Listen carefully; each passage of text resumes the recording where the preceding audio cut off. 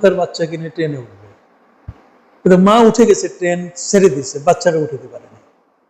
এখন ওই বাচ্চাটা, ট্রেন চলতেছে, কেউ থামাচ্ছে না, সেই মুহূর্তে যে বাচ্চাটাকে সে প্ল্যাটফর্মে রেখে চলে আসতেছে, চলে যাচ্ছে, তখন তার চোখের যে পানিগুলো বের হবে, সে যে কাঁদবে, সে কান্নাটা কি হানিনুল জাযা, বাচ্চা হারানো কান্না।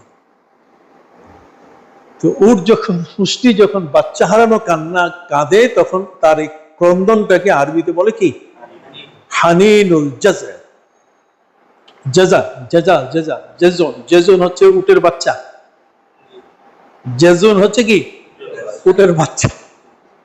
হানিনুল জাযা, আমরা তো প্রিন্সিপালি করছি রে বাবা, এমনি তো ক্লাসেও পড়াইছি, সারি নাই, প্রিন্সিপালিটা মুখ্য স্বাক্ষরে ছিলাম, কথা বুঝে গেছে, কিন্তু আসলে কি পড়াইছি, কেতাব পড়াইছি। কারণ কেতাব না পড়ালে তো আলিম হওয়া যায় না, আমাদের তো মূল পুঁজি হচ্ছে কিতাব। হান্নানা এর থেকে আসছে, হানিরুল জাযা। নবীজি সাল্লাল্লাহু আলাইহি ওয়াসাল্লাম, সাহাবা ইকরাম যখন ওটাকে উঠাই দিল মিম্বার থেকে, তখন তার মধ্যে ক্রন্দন আসছে নবীকে দেখে, সে কান্নাটা ছিল হানিনুল জাযা, এই জন্য তার নাম হয়েছে উস্তুনে হান্নানা। এই উস্তুনে হান্নানা, এটার মধ্যে যদি প্রেরণা থাকে, নবীর প্রতি ভালোবাসা থাকে, কথা বুঝে গেছে, তাহলে সেই ভালোবাসাটাই প্রিয় নবী সাল্লাল্লাহু আলাইহি ওয়াসাল্লামকে দেওয়ার জন্য, সেটা কিন্তু আল্লাহর সৃষ্টি মাখলুকগুলো যে যেখানে ছিল, কেউ সালাম দিয়ে তারা ভালোবাসাটাকে প্রমাণ করছে, কি তাই না? কেউ নবী করিম সাল্লাল্লাহু আলাইহি ওয়াসাল্লামকে আগলে ধরে ভালোবাসা প্রমাণ করছে। যেমন আনিউল্লাহ ইবনে বুররা রাদিয়াল্লাহু তাআলা আনহু قال سافرنا مع النبي صلى الله عليه وسلم في سفر فاستيقظ النبي صلى الله عليه وسلم بعد نوم ولما نام تحت الشجرة فجاءت الشجرة من أصلها ثم رجعت فذكرنا ذلك له للنبي صلى الله عليه وسلم فذكرناه ذلك للنبي صلى الله عليه وسلم فقال إنها شجرة استأذنت ربها। নবী করিম সাল্লাল্লাহু আলাইহি ওয়াসাল্লামের হাদিসের বর্ণনা দিতে গিয়ে হযরত ইউলা ইবনে মুররা বলছেন যে আমরা নবীজির সঙ্গে এক সফরে ছিলাম, নবীজি বিশ্রাম নেওয়ার জন্য ফাস্তাজাল্লা শাজারা, ফাস্তাজাল্লা শাজারা, গাছের নিচে তিনি ছায়ায় বিশ্রাম নেওয়া শুরু করলেন। এর মধ্যে তিনি ঘুমিয়ে পড়লেন। আমরা দেখলাম পাশের একটা গাছ মানুষের মতো মাটি থেকে শেকড় সহ উপরে উঠে, মানুষ যেমন চলে ঠিক অনুরূপ ভাবে সে পায়ে হাঁটার মতো এসে এসে নবী করিম সাল্লাল্লাহু আলাইহি ওয়াসাল্লামের পাশে এসে দাঁড়ালো এবং তার পাতা ডাল দিয়ে নবীকে এলিয়ে দিয়ে জড়িয়ে ধরে বেশ কিছুক্ষণ থাকার পরে আবার তার জায়গায় চলে গেল। তা আমরা নবীজির ঘুম থেকে জেগে ওঠার পর জিজ্ঞেস করলাম যে হুজুর এটা কি দেখলাম? নবীজি বলছেন ইন্নাহা শাজারাতুন ইস্তাজানাত রাব্বাহা, এটা একটা গাছ, যে গাছ আল্লাহর কাছে অনুমতি প্রার্থনা করেছিল যে সে যেন আমাকে একটু ভালোবাসতে পারে। আজকে আমি যেহেতু তার কাছে আসছি, এই জন্য সে তার মূল শেকড় সহ এসে আমাকে আদর করে সে চলে গেছে। ইন্নাহা শাজারাতুন ইস্তাজানাত রাব্বাহা। তোমাকে বুঝতে পারছো কথাটা? তাহলে পশু প্রাণী সৃষ্টির যা কিছু আছে প্রত্যেকটার মধ্যে ভালোবাসা আছে, আর সেই ভালোবাসার হাদিয়াটা কে কিভাবে দিবে সেটা একভাবে হতে হবে এমনটা নয়। এই জন্য ইমাম বুখারী রহমতুল্লাহ আলাইহির মতো একজন মহান ব্যক্তি, তার নাশ, আমরা যেটাকে বলি লাশ বলি, ওটা আরবি কি? আরবি লাশ, লাশের আরবি কি? আরবি হচ্ছে নাশ, নাশ, নু আইন শি, নাশ, ঠিক আছে? তার লাশ মোবারক, তার দেহটাকে যখন মাটিতে রাখা হলো, তখন মাটি ইমাম বুখারীকে কি হাদিয়া দিবে? ভালোবাসার। এত বড় একজন মহান ব্যক্তিকে বরণ করে নিবে কিভাবে? এই জন্য তার বরণটাকে সে প্রকাশ করলো কি দিয়া? ঘ্রাণ দিয়া। এটা খুব মাথায় রাখতে হবে, ঠিক আছে? যারা তোমরা বুখারী পড়তেছো, ইমাম বুখারী সম্পর্কে তোমার এই মর্যাদাটুকু যদি জানা থাকে যে তার মহানত্ব সৃষ্টি হয়েছে রাসূল সাল্লাল্লাহু আলাইহি ওয়াসাল্লামের হাদিসের সংগ্রহের কারণে এবং হাদিস তার কাছে আসার কারণে, হাদিসটাকে ধারণ করার কারণে এবং সেই অনুযায়ী জীবনযাপন করার কারণে তিনি একটা সাধারণ পর্যায়ে ছিলেন না। তিনি ওলি আল্লাহর এমন একটা স্তরে গেছেন, কোনো এমন একটা দিক নাই যে দিক থেকে ইমাম বুখারীকে ছোট পিছনে চিন্তা করা যায়। ওলি আল্লাহর দিক থেকে ইমাম বুখারী কি সবার আগে, হাফেজ হাদিসের দিক থেকে তিনি সবার কি আগে। আবার কিতাবুত তাফসীরের ক্ষেত্রে একটা মাকাল আছে, ইমাম বুখারীর কিতাবুত তাফসীর কিন্তু খুব গ্রহণযোগ্য।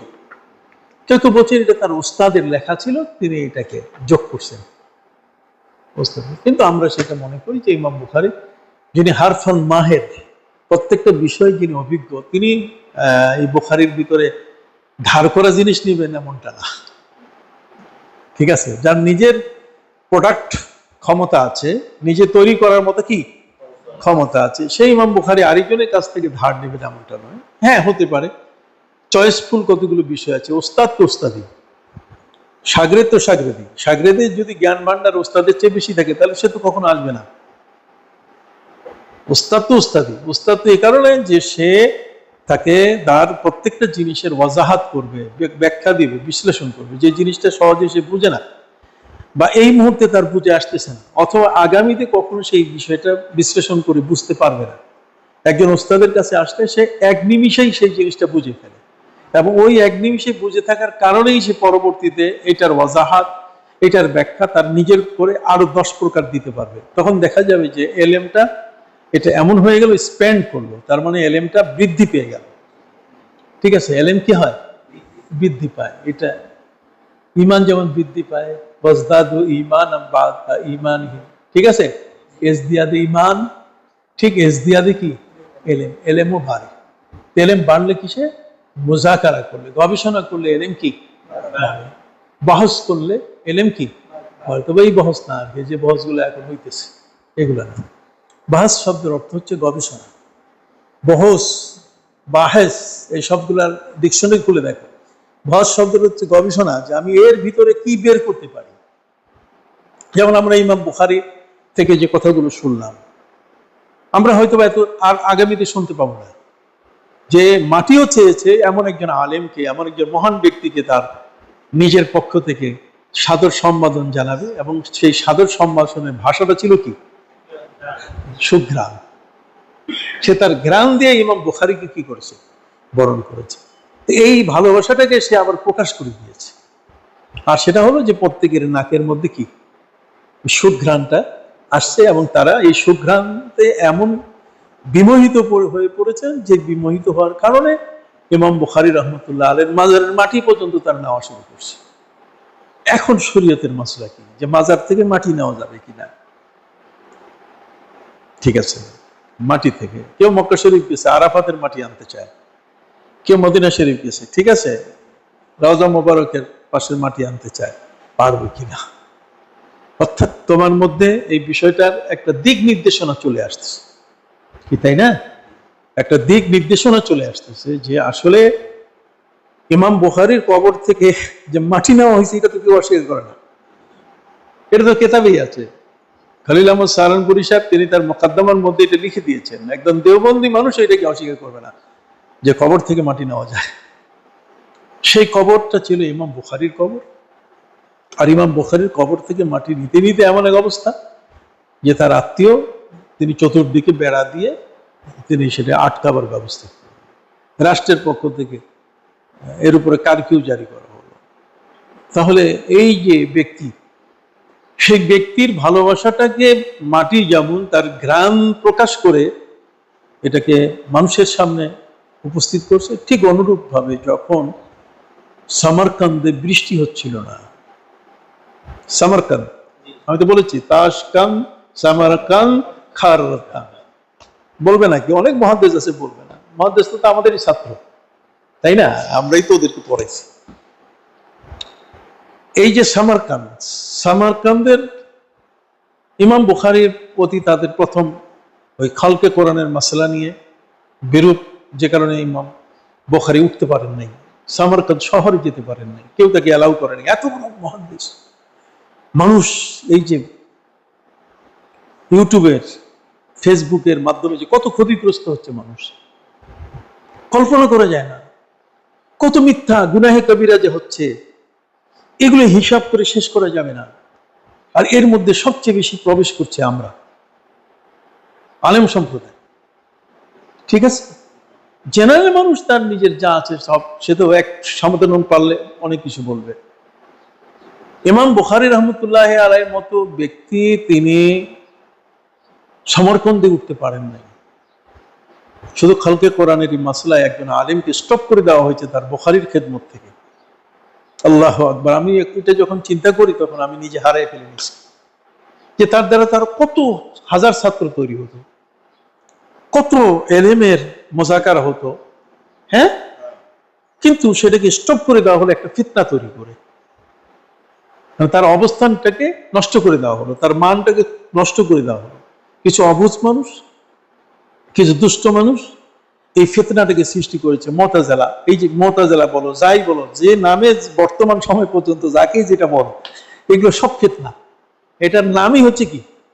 ফিতনা। এটা ইসলাম আছে শব্দ, কিন্তু তারপরও কি? ফিতনা।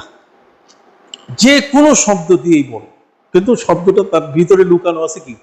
ফিতনা। তার নিজের মতবাদ, তার নিজের চিন্তাধারা সে প্রকাশ করতে গিয়ে মূল হাদিস থেকে ইমাম বুখারীকে পর্যন্ত ক্ষতিগ্রস্ত করছে। এই সমরকন্দে একবার